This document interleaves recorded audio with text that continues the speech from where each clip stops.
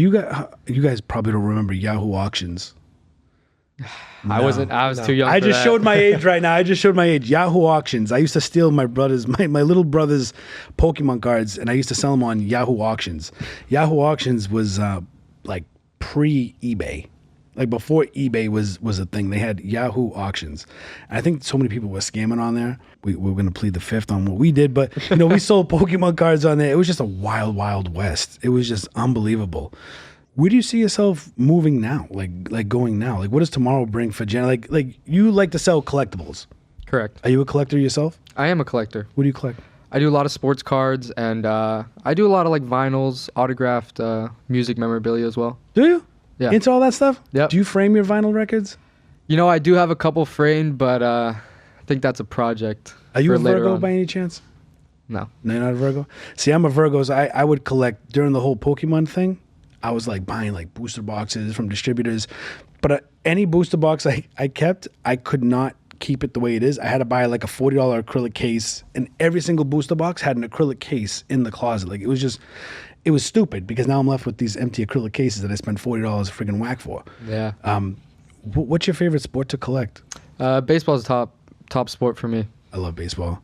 I do. I've always loved baseball. I have baseball cards. I used to collect when I was younger, but I'm more like comic books, and I haven't really collected Pokemon cards in a while since the whole craze thing. I was like opening packs online. Yeah. I don't know if people used to come in. They used to like Venmo. I used to hold my phone to the screen like, okay, yeah, Venmo, and then we'll open up a pack. They'd Venmo it, open up a pack. You want to talk about hustling, man? That was hustling. If you guys remember, we would open up Pokemon packs online. Like it was wild. I was making like $400 a show plus the monetization on the. I've done something similar. Crazy. Do you do breaks? I did a little bit during like the COVID times when the card market was through the roof. It'd be Instagram Live. That was a good one for cards back in the day. And then Whatnot came out. And that was a huge app for sports breaks, everything like that. Huge. There are a lot of people. This is one.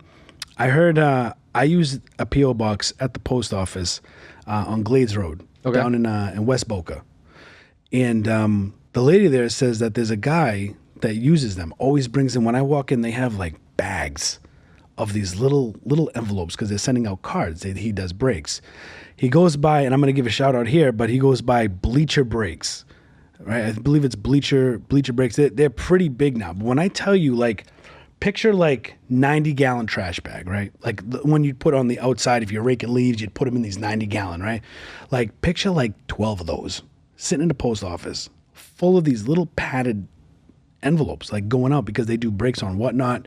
He's on Instagram, and I'm just blown away by the amount of cards that you can sell in this market. It just seems like it almost makes me feel like, should I get into the sports card market? Now, my knowledge in sports isn't as good as it used to be, so I'd have to like refresh on everything to see what's what. But have you ever thought like just like going full force saying, you know what? Fuck Amazon. I'm going to break cards, man. I'm going to do this. I love baseball. I love breaking cards. I love collectibles. Right. I mean, I know there's a couple people like Bleacher Breaks, you said.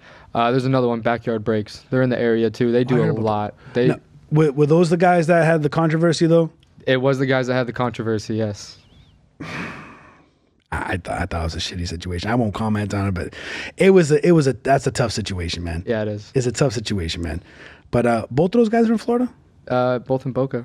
I didn't know that. I knew Bleacher was, but I didn't know Backyard was. Yep. No kidding. Okay.